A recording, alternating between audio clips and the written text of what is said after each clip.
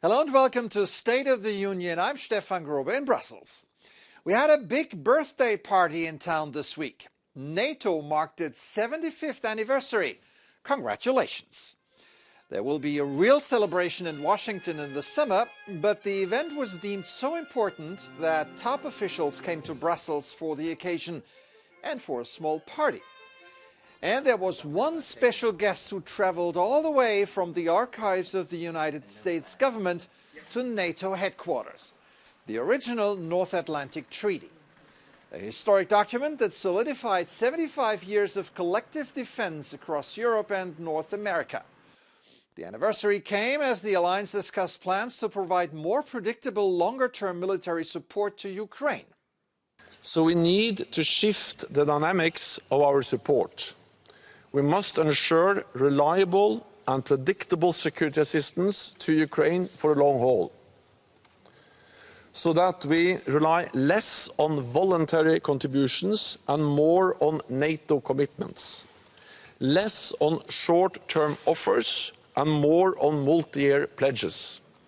At the NATO meeting, participants also discussed Russia's aggressive behavior in terms of hybrid warfare, directed not only against Ukraine, but against the European peace order in general. Vladimir Putin, Germany's foreign minister, said, aims to undermine and erode our democracies in Europe from within. Wir dürfen auch dort nicht naiv sein. Das, was wir in den letzten Jahren gesehen haben, das waren eben keine Zufälle, sondern das war gezielte Destabilisierung in unterschiedlichen europäischen Ländern mit Desinformation, mit Cyberattacken.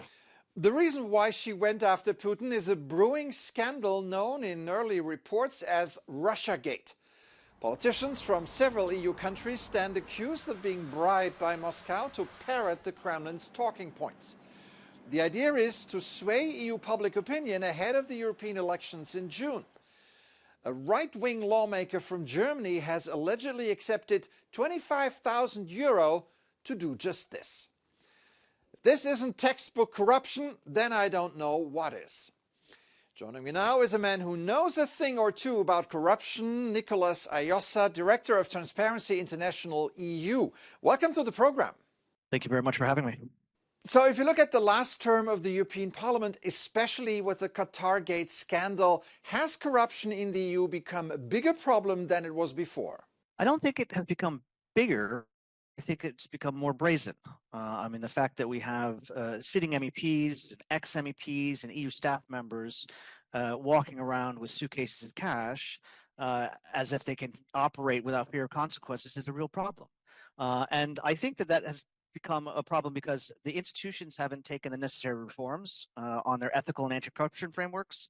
The institutions, particularly the Council, hasn't adopted the anti-corruption directive. And the Commission needs to more rigorously use the preventative and punitive tools that they have at their disposal to fight corruption. And until those things happen, I think it will only get worse. On that note, there's still no independent oversight and monitoring of the conduct of members of parliament.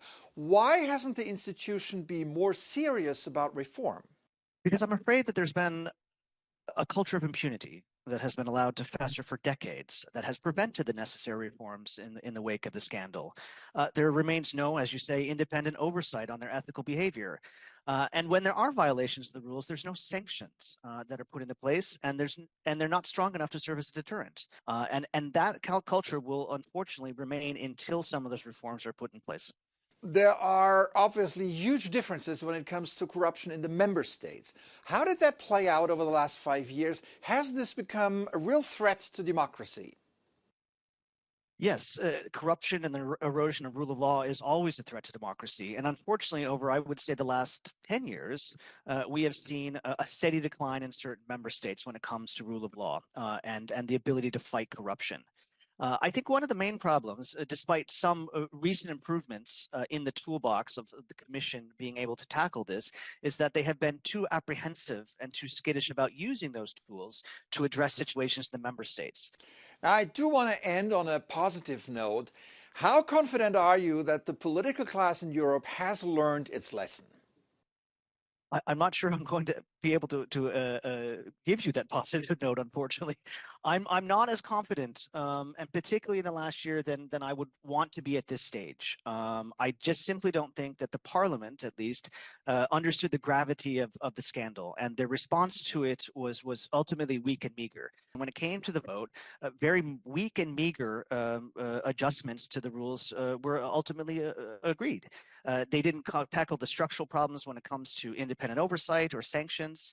I mean, we still have MEPs that are walking around with very lucrative side jobs with companies that are lobbying the same institutions, and they find this entirely normal. And I think they're doing themselves and the reputation of the Parliament great harm. And unfortunately, in an election year, there is still perhaps time to turn that around, and I hope they use these next 8 weeks to do so. All right, Nicholas Ejosa, Director of Transparency International EU. Thanks so much for coming on the show today. Thank you very much for having me. Before we go, here's an episode from the Department of Unintended Consequences and a message for fans of white asparagus, like me. The effects of climate change now have it that the harvest time for this noble vegetable is starting earlier and earlier. Potentially good news, as this means you can enjoy asparagus more. In Europe, it is mainly grown in Germany, Spain and Italy, and usually cut with the help of seasonal workers. But at the same time, it has become increasingly difficult for asparagus farmers to keep those seasonal workers over a longer period. This is bad news because it leads to a continuous decline in cultivation areas, with Germany alone losing 30 to 40 asparagus farms per year. So, enjoy asparagus while it's still around, and don't get annoyed by its high price at the farmer's market. That's it for this edition. I'm Stefan Grobe. Thank you for watching. Have an excellent week.